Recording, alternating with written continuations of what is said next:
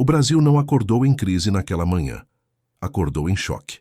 Não foi panelaço, não foi sirene, não foi pronunciamento urgente em cadeia nacional. Foi o celular vibrando antes mesmo do café, com uma notificação impossível de ignorar.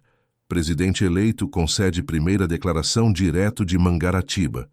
E ali estava ele, boné virado para trás, sorriso confiante, camisa branca amassada como quem acabou de levantar do sofá. Neymar, agora oficialmente presidente do Brasil, falando como se estivesse explicando uma jogada ensaiada. Disse que o país precisava de alegria, que o povo estava cansado de brigar, que governar era mais simples do que faziam parecer. Bastava ter jogo de cintura, literalmente. Ninguém sabia exatamente em que momento aquilo tinha deixado de ser uma piada. Talvez quando a campanha virou meme. Talvez quando os memes viraram comícios. Ou talvez quando o brasileiro, cansado de promessa técnica e discurso engessado, resolveu apostar no improviso mais famoso do país. O fato é que, quando o hino acabou na posse, já não tinha mais volta. No primeiro dia, o clima era de final de Copa. Gente comemorando na rua, gente reclamando no grupo da família e gente que só queria saber se agora ia ter feriado em dia de clássico. Neymar chegou ao Planalto cercado de amigos de infância, assessores que ninguém lembrava o sobrenome, e uma equipe de comunicação maior do que muitos ministérios. A prioridade era clara. O Brasil precisava parecer feliz. A primeira medida foi simbólica, mas ninguém entendeu direito se era brincadeira ou decreto. As coletivas de imprensa passaram a se chamar resenhas oficiais. O presidente dizia que assim ficava mais leve, mais humano, mais próximo do povo. E funcionava. Cada fala virava corte, cada tropeço virava viral, cada silêncio era interpretado como estratégia. O Ministério da Economia ganhou um nome mais animador. Afinal, segundo o presidente, ninguém rende bem sob pressão. O da educação foi prometido como base forte, porque sem base ninguém chega ao profissional. E a cultura virou prioridade absoluta, porque nas palavras dele, sem criatividade, o país fica previsível demais. A oposição tentava reagir, mas era difícil competir com alguém que respondia críticas com sorriso e frase de efeito. Nos primeiros meses, o Brasil parecia anestesiado pela novidade. As bolsas oscilavam, mas os likes subiam. A imprensa tentava manter a seriedade, mas acabava comentando o look do presidente. As reuniões internacionais viraram eventos aguardados, não pelo conteúdo, mas pelo que poderia acontecer. Ninguém sabia se sairia um acordo ou um story. Só que o problema começa quando governar deixa de ser só presença. Uma crise pequena surge, daquelas que antes ficavam escondidas no rodapé dos jornais. Neymar minimiza. Diz que é só ruído, que o jogo está controlado. Outra aparece logo depois. E mais uma. Sempre respondidas com confiança. Sempre com aquele discurso de quem acredita que dá para resolver tudo no talento individual. Dentro do Planalto, alguns assessores começam a perceber que o improviso, quando vira regra, cobra um preço. Decisões importantes são adiadas porque não está no clima. Outras são tomadas rápido demais porque a repercussão parecia boa. E o Brasil, que adora um espetáculo, começa a perceber que está assistindo algo maior do que imaginava. Ainda assim, o apoio popular segue alto. Afinal, nunca foi tão divertido acompanhar política. Nunca foi tão fácil entender o que o presidente pensa, porque ele fala tudo. O problema é que, às vezes, falar tudo não significa resolver nada.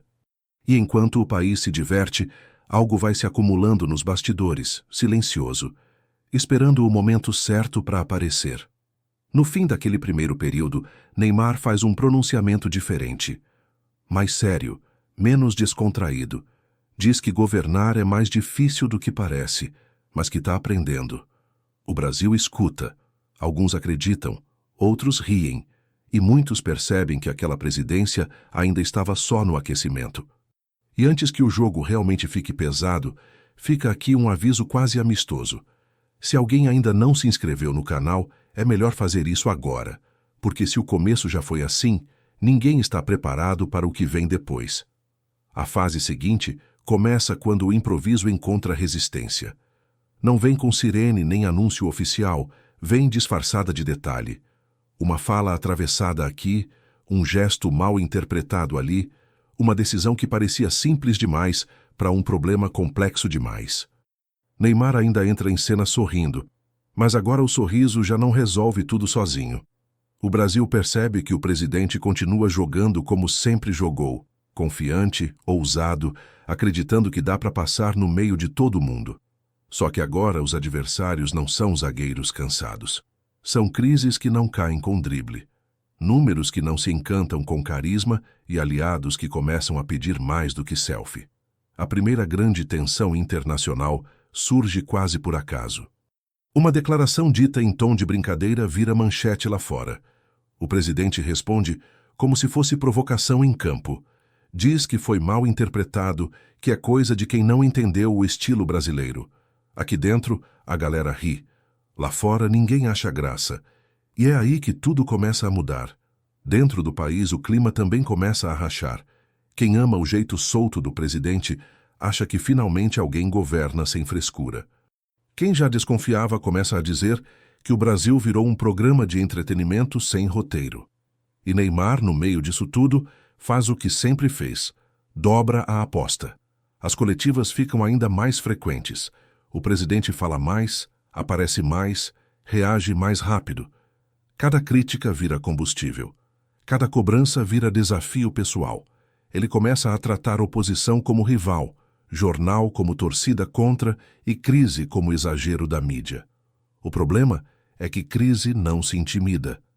Um dia, uma decisão importante é tomada quase no impulso, baseada mais na repercussão do que na consequência. No começo parece genial.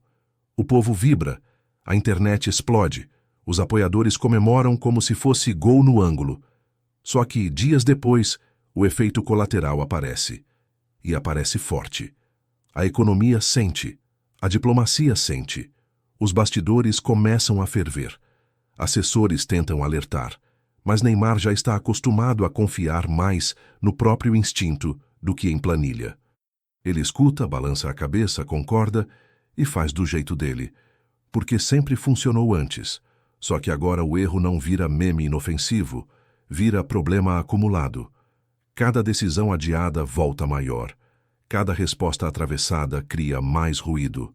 O Brasil entra num ritmo estranho, como se estivesse sempre esperando o próximo lance, mas sem saber se é ataque ou contra-ataque. E o mais curioso é que Neymar percebe isso.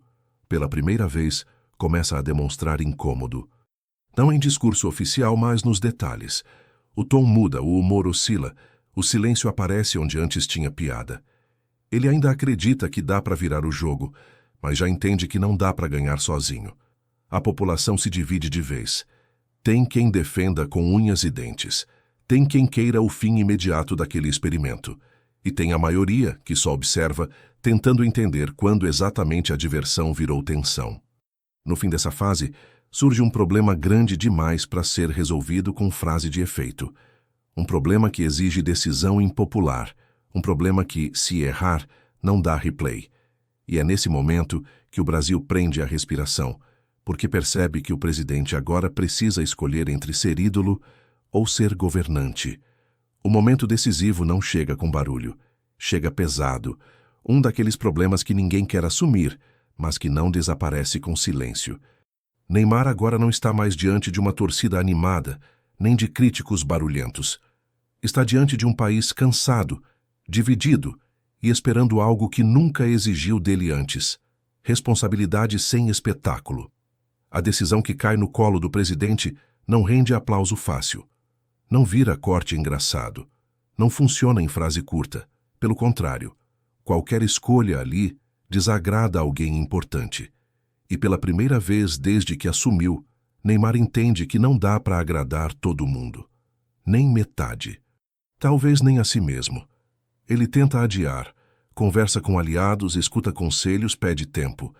Mas o tempo vira inimigo. O problema cresce, os efeitos aparecem, a pressão aperta. Aquele Neymar que sempre resolveu tudo no talento começa a perceber que talento não substitui estrutura. E isso incomoda mais do que qualquer crítica. Quando finalmente fala ao país, o tom é outro, menos leve, menos confiante, menos Neymar de sempre. O discurso não tem piada, não tem provocação, não tem improviso. Tem pausa, tem peso e tem uma decisão que muda tudo. Parte do Brasil reage com alívio, outra parte explode de raiva. Alguns dizem que ele finalmente virou presidente, outros afirmam que ele traiu a própria imagem. O curioso é que, pela primeira vez, ninguém está falando de entretenimento. Estão falando de consequência. A popularidade oscila como nunca. Os aliados mais barulhentos somem. Os críticos ganham voz. Neymar sente o isolamento que todo governante, cedo ou tarde, conhece. A diferença é que ele chegou ali pelo carisma. E agora precisa ficar pela entrega. Nos bastidores, o presidente muda. Menos aparições, menos reação por impulso, menos resposta imediata. Não porque virou outra pessoa, mas porque entendeu que o cargo não se adapta ao personagem. É o personagem que precisa se adaptar ao cargo. E essa adaptação cobra um preço alto. O mandato segue, mais silencioso, mais técnico, menos chamativo. O Brasil deixa de assistir e volta a viver. Alguns sentem falta do espetáculo. Outros agradecem o sossego. E Neymar, no fim dessa experiência improvável, deixa uma marca difícil de definir. Não foi o pior governo, não foi o melhor, foi o mais simbólico. Um espelho perfeito de um país que ama ídolos, confunde carisma com solução. E de vez em quando precisa aprender do jeito mais estranho possível que governar não é jogar bonito, é aguentar o jogo feio. E no fim, quando a poeira baixa, fica a ironia. Talvez o Brasil não tenha elegido Neymar esperando que ele fosse presidente. Talvez só quisesse entender até onde vai a própria vontade de transformar tudo em espetáculo. Agora, se esse cenário fez rir, pensar ou passar um pouco de raiva, já aproveita para se inscrever no canal, deixar o like e comentar o que você acha que realmente teria acontecido. Porque se essa história parece absurda, é exatamente por isso que ela diz tanto sobre o país.